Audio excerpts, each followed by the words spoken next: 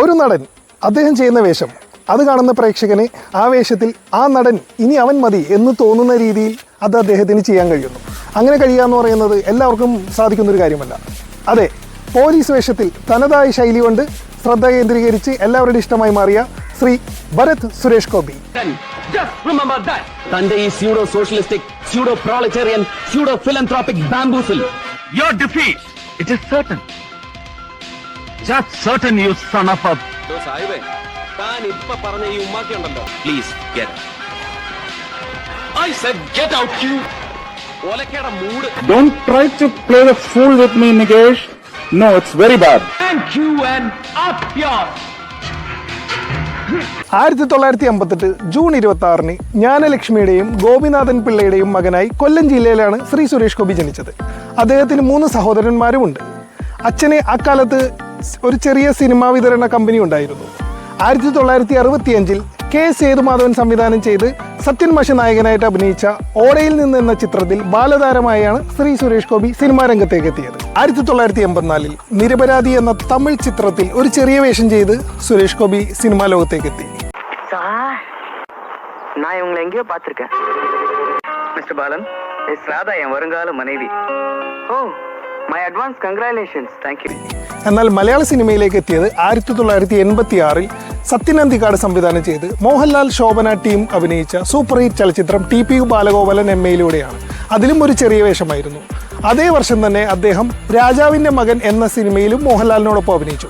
ഇതിലെ കുമാർ എന്ന മോഹൻലാലിൻ്റെ വിൻസെന്റ് ഗോമസായി അഭിനയിച്ച മോഹൻലാലിൻ്റെ റൈറ്റ് ഹാൻഡായി അഭിനയിച്ച കഥാപാത്രം ശ്രദ്ധേയമായി. 1986 തന്നെ സായം സന്ധ്യ, പൂവിന് പുതിയ പൂന്തന്നൽ തുടങ്ങിയ മമ്മൂട്ടി ചിത്രങ്ങളിലും സുരേഷ് ഗോപി വില്ലനായി അഭിനയിച്ചു. ആദ്യകാലങ്ങളിൽ മമ്മൂട്ടി, മോഹൻലാൽ തുടങ്ങിയ സൂപ്പർ താരങ്ങളുടെ സിനിമകളിൽ ചെറിയ വേഷങ്ങളിലും വില്ലൻ വേഷങ്ങളിലുമാണ് അദ്ദേഹം തിളങ്ങിയിട്ടുള്ളത്. 1987 ഇറങ്ങിയ 20-ാം നൂറ്റാണ്ട് എന്ന സിനിമയിലെ ശേഖരൻകുട്ടി എന്ന വില്ലൻ കഥാപാത്രം അദ്ദേഹത്തിൻ്റെ ജീവിതത്തിലെ വലിയൊരു വഴിത്തിരിവായിരുന്നു. 80കളുടെ അവസാനത്തിൽ നിരവധി വില്ലൻ വേഷങ്ങളും ഉപനായക വേഷങ്ങളും അദ്ദേഹം ചെയ്തു. ദൗത്യം, മൂന്നാം മുറ, ഭൂമിയിലെ രാജാക്കന്മാർ, നായർ സാബ് തുടങ്ങിയ ചിത്രങ്ങളിലെ വേഷങ്ങൾ ശ്രദ്ധേയമായിരുന്നു. 1989 ഷാജി കൈലാസിൻ്റെ ആദ്യ സംവിധാനമായ ന്യൂസ് എന്ന ചിത്രം അദ്ദേഹത്തിന് നായകൻ എന്നുള്ള നിലയിൽ ശ്രദ്ധ നേടിക്കൊടുത്തു. 90കളുടെ തുടക്കത്തിൽ ഷാജി കൈലാസ്, രഞ്ജി പണിക്കർ ടീമുമായി സുരേഷ് ഗോപി ഒത്തതോടെയാണ് അദ്ദേഹത്തിൻ്റെ കരിയറിൽ വലിയ മാറ്റമുണ്ടായത്. 1992 ഷാജി കൈലാസ് സംവിധാനം ചെയ്ത് രഞ്ജി പണിക്കർ രചന നിർവഹിച്ച തലസ്ഥാനം എന്ന ചിത്രം അദ്ദേഹത്തിൻ്റെ നായക പദവിയിലെ വലിയൊരു ബ്രേക്ക് ത്രൂ ആയിരുന്നു. സ്ഥാനം എന്ന ചിത്രം നായകൻ എന്നുള്ള നിലയിൽ അദ്ദേഹത്തിൻ്റെ കരിയറിൽ വലിയൊരു ബ്രേക്കായിരുന്നു എന്ന് നമ്മൾ പറഞ്ഞു. അതിനു മുമ്പ് 90കളുടെ തുടക്കത്തിൽ അദ്ദേഹം ചെയ്ത ചില മികച്ച കഥാപാത്രങ്ങളുണ്ട്. ഇന്നലെ എന്ന ചിത്രത്തിൽ ഡോക്ടർ നരേന്ദ്രൻ, അദ്ദേഹത്തെ മറക്കാൻ നമുക്ക് ആർക്കും ആവില്ല.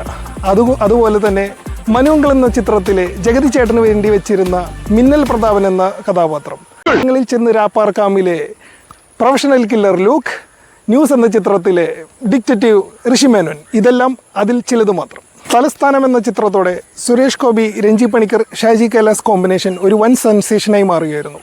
യുവാക്കളുടെ എല്ലാം പ്രിയ സംവിധായകനായി ഷാജി കൈലാസും സ്ക്രിപ്റ്റ് റൈറ്ററായി രഞ്ജി പണിക്കരും നായകനായി സുരേഷ് ഗോപിയും മാറി. തലസ്ഥാനത്തിന് ശേഷം ഇതേ ടീം ഒന്നിച്ച മാഫിയ, ഏകലവ്യൻ, കൂടാതെ സ്ഥലത്തെ പ്രധാന പയ്യൻസ്, ഇതെല്ലാം വൻ വിജയമായതും ഈ കോമ്പിനേഷൻ്റെ സ്വീകാര്യത കൊണ്ടാണ്. പിന്നീട് 1994 മലയാള സിനിമാ ചരിത്രത്തിൽ തന്നെ തങ്കലിപികളാൽ എഴുതിയപ്പെട്ട കമ്മീഷണറിൻ്റെ ജനനമായിരുന്നു. അതും ഈ ടീമിൽ വിഷു സീസണിലാണ് കമ്മീഷണർ റിലീസാവുന്നത്. കമ്മീഷണർ എന്ന ചിത്രം അന്ന് ഇവിടെ ഉണ്ടാക്കിയ ഓളം ഞാൻ എത്രത്തോളം ഉണ്ടെന്നുള്ളത് പറയേണ്ട ആവശ്യമില്ലല്ലോ. ആവാലൊരുത്തം ജനങ്ങളും തിയേറ്ററിൽ പോയി കാണുകയും പോലീസ് റോളിൽ ഇനി ഇതിന് പകരം മറ്റൊരാൾ വേണ്ട എന്ന് ജനങ്ങൾക്ക് തോന്നുകയും ചെയ്ത ചിത്രമാണ് കമ്മീഷണർ. കമ്മീഷണറിന് ശേഷം ഒരുപാട് ആക്ഷൻ ചിത്രങ്ങൾ, ഏതാണ്ട് ഒരേ പാറ്റേണിലുള്ള ഒരുപാട് ആക്ഷൻ ചിത്രങ്ങൾ അദ്ദേഹത്തിൻ്റെതായി വരികയുണ്ടായി. അദ്ദേഹത്തിൻ്റെ ബ്രാൻഡ് വാല്യൂ കൊണ്ട് മാത്രം വിജയിച്ച ചിത്രങ്ങളും ഒരുപാടുണ്ട്. രജപുത്രൻ, ഹൈവേ, മഹാത്മാ, മാസ്മരം, രുദ്രാക്ഷം തുടങ്ങിയ ഒരുപാട് ചിത്രങ്ങൾ ഈ കാലയളവിൽ തിയേറ്ററുകളിൽ വരികയുണ്ടായി. ഇതിൽ ഹൈവേ എന്ന ചിത്രം തെലുങ്കിലേക്ക് മൊഴിമാറ്റി റിലീസ് ചെയ്തപ്പോൾ അതവിടെ വൻ വിജയമാവുകയും പല സൂപ്പർ താരങ്ങളുടെ സിനിമകളേക്കാൾ വലിയ വിജയം തെലുങ്കിൽ നേടുകയും ചെയ്തു. അതോടെ തെലുങ്കിലും അദ്ദേഹത്തിൻ്റെ മാർക്കറ്റ് വർദ്ധിച്ചു. ഹൈവേയുടെ തെലുങ്കിലെ വൻ വിജയത്തിന് ശേഷം അദ്ദേഹത്തിൻ്റെതായി ഒരുപാട് ചിത്രങ്ങൾ തെലുങ്കിലേക്ക് മൊഴിമാറ്റപ്പെടുകയുണ്ടായി. ഏകലവ്യൻ, മാഫിയ തുടങ്ങിയ ചിത്രങ്ങളെല്ലാം ഈ വിജയം തെലുങ്കിൽ ആവർത്തിക്കുകയും ചെയ്തു. എന്തിനധികം അദ്ദേഹം സഹനടനായി അഭിനയിച്ച പഴയ പല ചിത്രങ്ങളും അദ്ദേഹത്തിൻ്റെ പേരിൽ തെലുങ്കിൽ റീമേക്ക് ചെയ്യപ്പെടുകയും വിജയമാവുകയും ചെയ്തിട്ടുണ്ട്.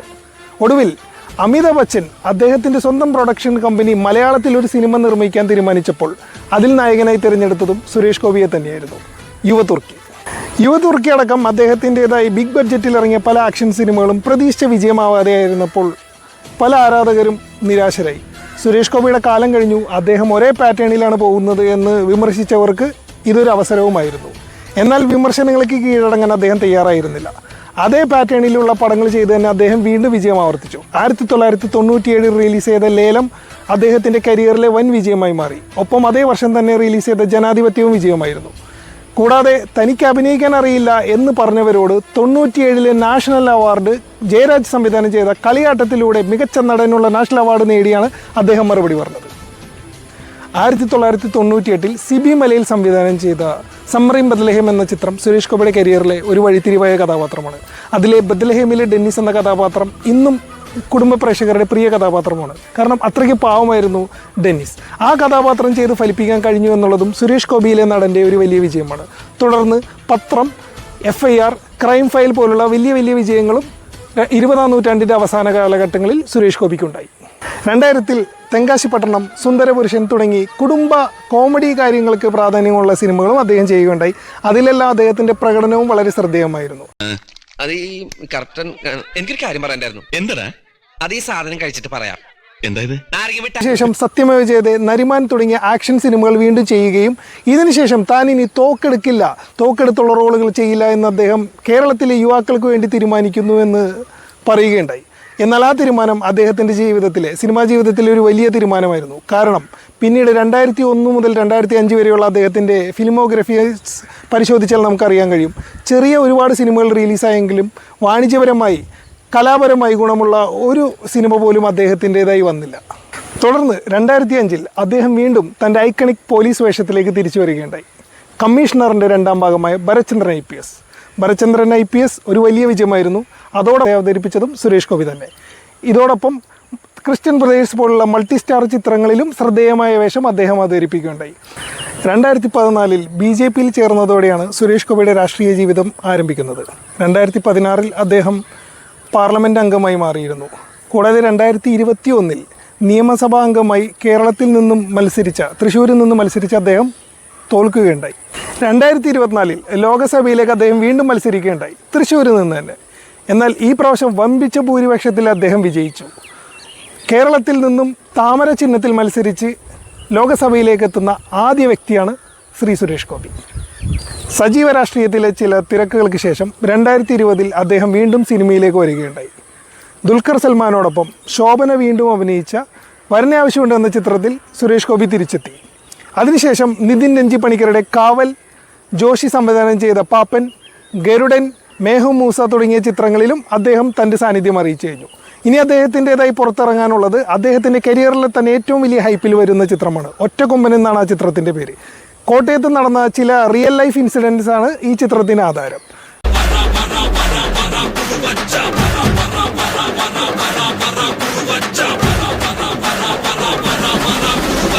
സോ രാഷ്ട്രീയത്തിലും സിനിമയിലും തുടർന്നും അദ്ദേഹത്തെ കാണണമെന്ന് ആഗ്രഹിച്ചുകൊണ്ട് സ്നേഹിച്ചുകൊണ്ട് Nishant, once a cop, always a cop.